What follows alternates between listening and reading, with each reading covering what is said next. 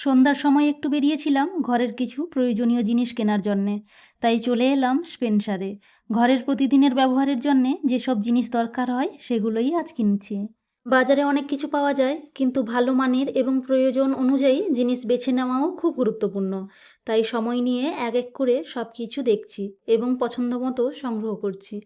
ঘরের ছোট ছোট প্রয়োজন মেটাতেই আসলে আমাদের নিয়মিত কেনাকাটা করা হয়।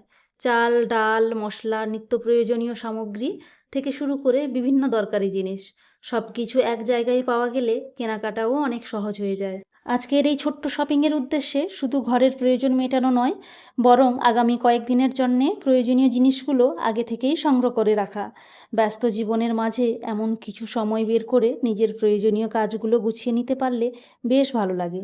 তাই সন্ধ্যার এই সময়টুকু কাজে লাগিয়ে ঘরের জন্যে দরকারি জিনিসগুলো কিনে নিচ্ছি। আপনারাও কি নিয়মিত এইভাবে নিজের ঘরের প্রয়োজনীয় জিনিস কিনতে বেরোন?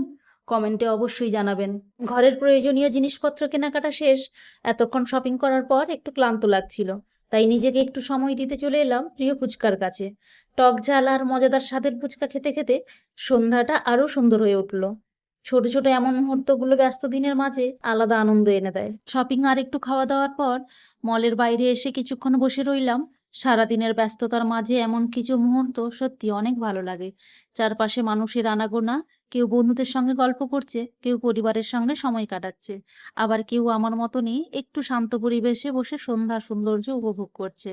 হালকা ঠান্ডা বাতাস বইছিল, আর সেই সুন্দর পরিবেশে কিছুটা সময় কাটিয়ে মনটাও বেশ ফ্রেশ হয়ে গেল। ব্যস্ত জীবনে এমন ছোট ছোট বিরতিগুলো আমাদের নতুন করে শক্তি দেয়। তাই আমিও কিছুক্ষণ বসে চারপাশের পরিবেশ উপভোগ করলাম এবং দিনের সুন্দর মুহূর্তগুলোকে ক্যামেরাবন্দি করে রাখলাম। আজকের এই ছোট্ট সন্ধ্যাটা বেশ ভালোই কাটলো। ঘরের প্রয়োজনীয় কিছু জিনিস কেনা হলো, প্রিয় ফুচকার স্বাদ নেওয়া হলো, আর শেষে কিছুটা সময় নিজের মতো করে কাটানো হলো। সব মিলিয়ে দিনটির শেষটা বেশ সুন্দর এবং আনন্দময় ছিল। এবার বাড়ির পথে রওনা দিলাম। আশা করি ভিডিওটি আপনাদের ভালো লেগেছে। আপনাদের ভালোবাসা এবং সমর্থনই আমাকে নতুন নতুন ভিডিও তৈরি করতে অনুপ্রাণিত করে। আজ এখানেই ভিডিওটি শেষ করছি। আবার দেখা হবে নতুন কোনো ভিডিও নিয়ে। ততক্ষণ সবাই ভালো থাকবেন, সুস্থ থাকবেন এবং নিজের পরিবারের সঙ্গে সুন্দর সময় কাটাবেন। ধন্যবাদ।